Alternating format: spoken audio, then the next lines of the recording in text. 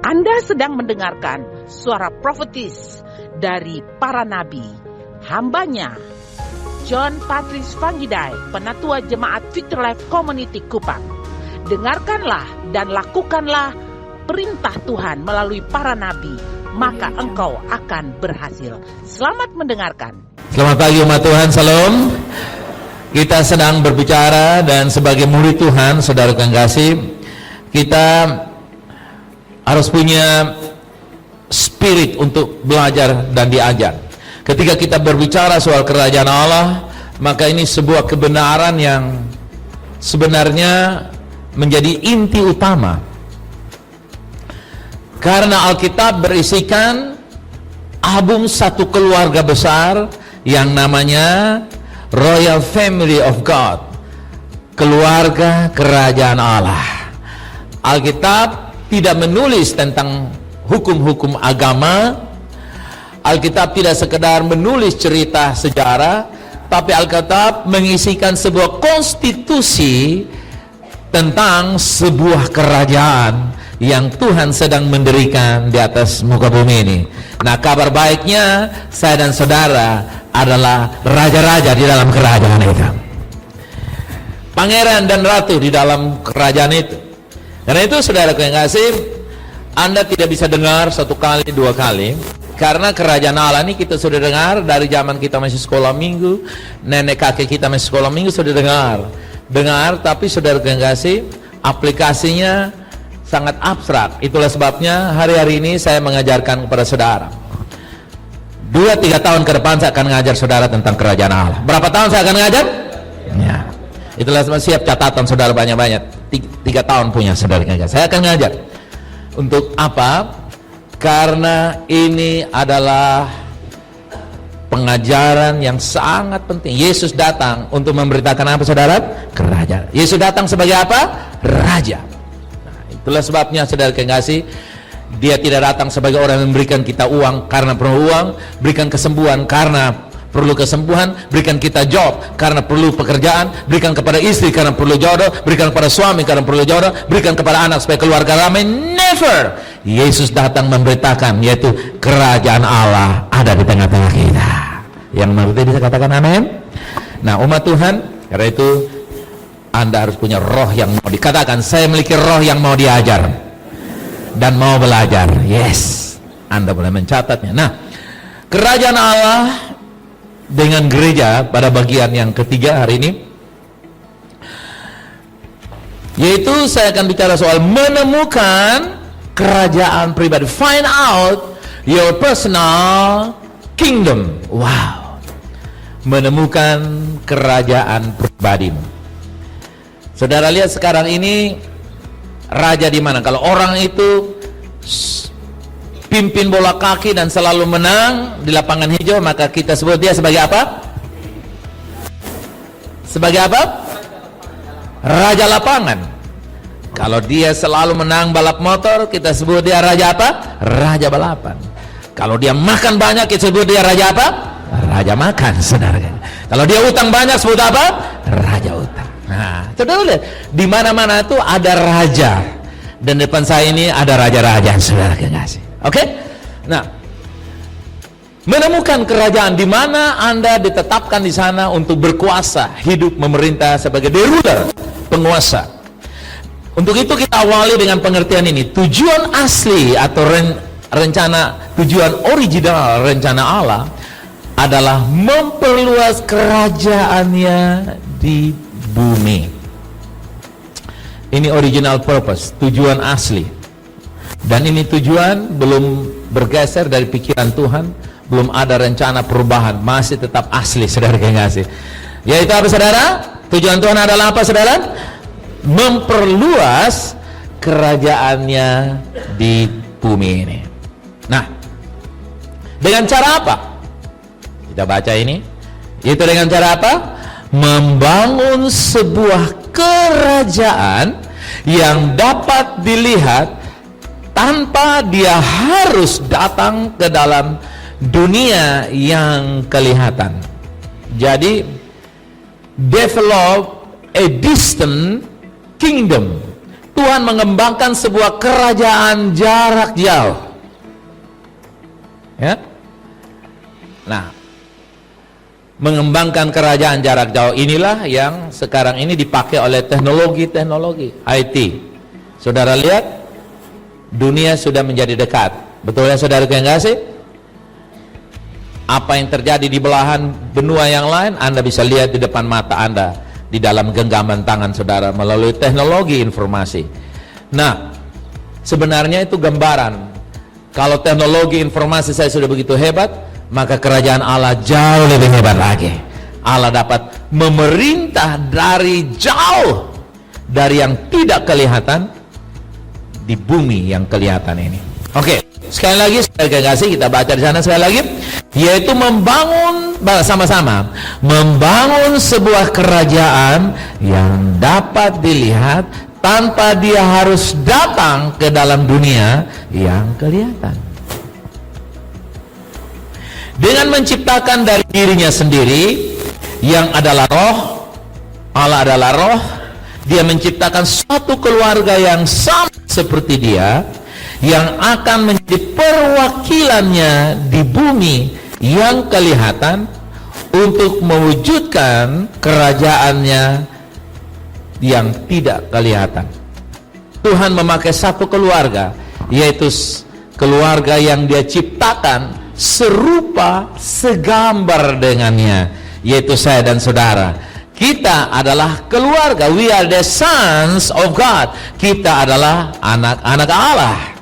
Dan melalui kitalah Tuhan membangun kerajaan yang tidak terlihat itu agar dapat dilihat melalui saya dan saudara yang adalah anak-anaknya, keluarganya. Tuhan tidak menciptakan agama. Kalau saudara tanya Tuhan agama apa, Tuhan sendiri itu maksudnya apa? Tuhan sendiri tidak tahu agama apa. Dan Tuhan tidak pernah menciptakan agama.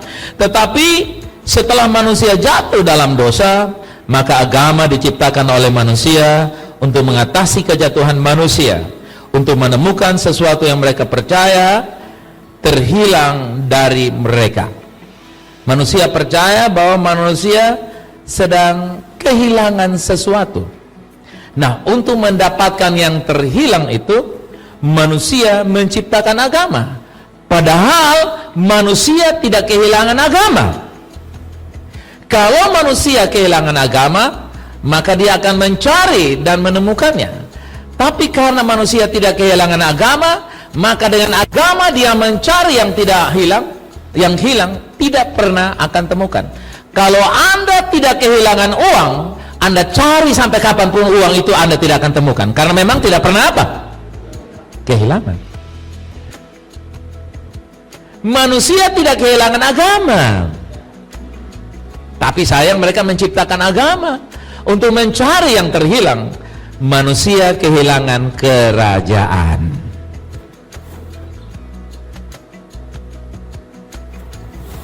Agama atau religius berasal dari akar kata mencari. Coba katakan mencari.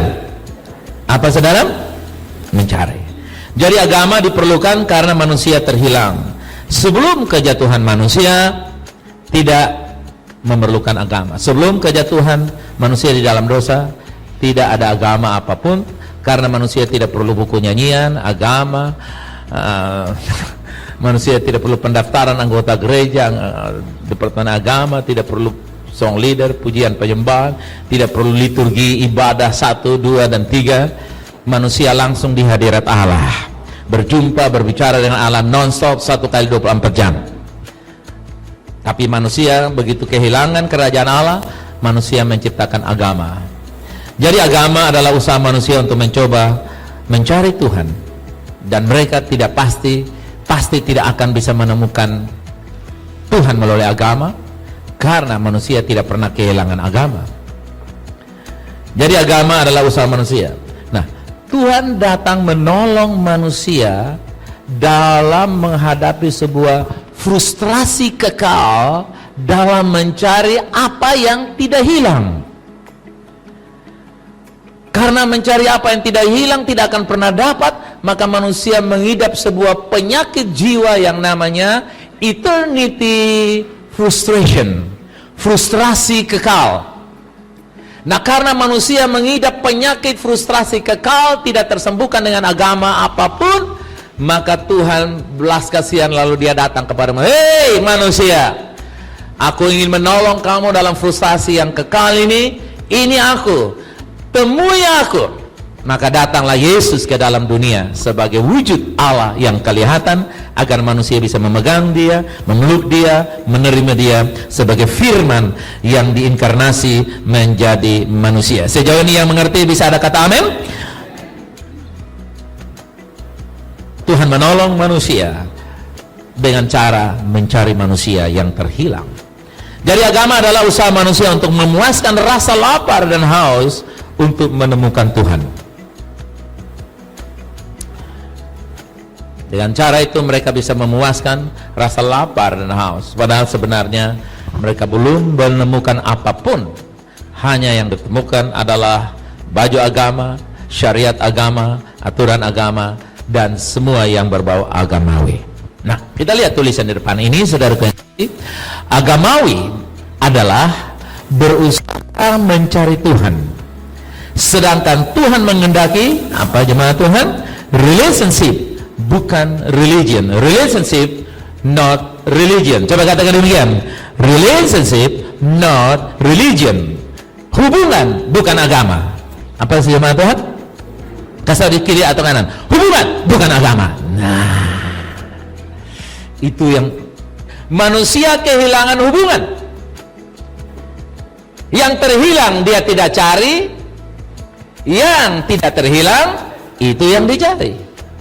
Itu frustrasinya dalam kekekalan. Tapi puji Tuhan, Tuhan menginginkan anak-anak bukan sebuah subjek yang diperintah, yang diatur, yang dikuasai. Tapi Tuhan menginginkan anak-anak, yaitu relasi, hubungan ayah dan anak, ya, hubungan antara papa dan anak-anak. Nah, itu yang Tuhan inginkan. Tuhan menghendaki penduduk dari kerajaannya, bukan sekedar pemeluk agama Kristen. Tuhan tidak memerlukan pemeluk agama Kristen, tapi Tuhan memerlukan penduduk kerajaan Allah di bumi ini. Saya bertanya, adakah penduduk kerajaan Allah di bumi ini? Yes, we are. Kitalah penduduk kerajaan Allah di bumi ini. Nah, itu yang Tuhan mau. Tuhan mencari kingdom citizenship, penduduk-penduduk kerajaan, ya. Bukan sekedar pemeluk agama. Istilah Kristen diberikan oleh orang kafir kepada murid-murid Tuhan di kota Korintus, tapi sebelumnya tidak dikenal istilah Kristen. Ratusan tahun setelah kenaikan Yesus, murid-murid pergi memberitakan Injil di daerah-daerah yang kafir. Di Korintus itulah mereka melihat orang mati dibangkitkan, orang sakit disembuhkan, orang yang punya persoalan diselesaikan.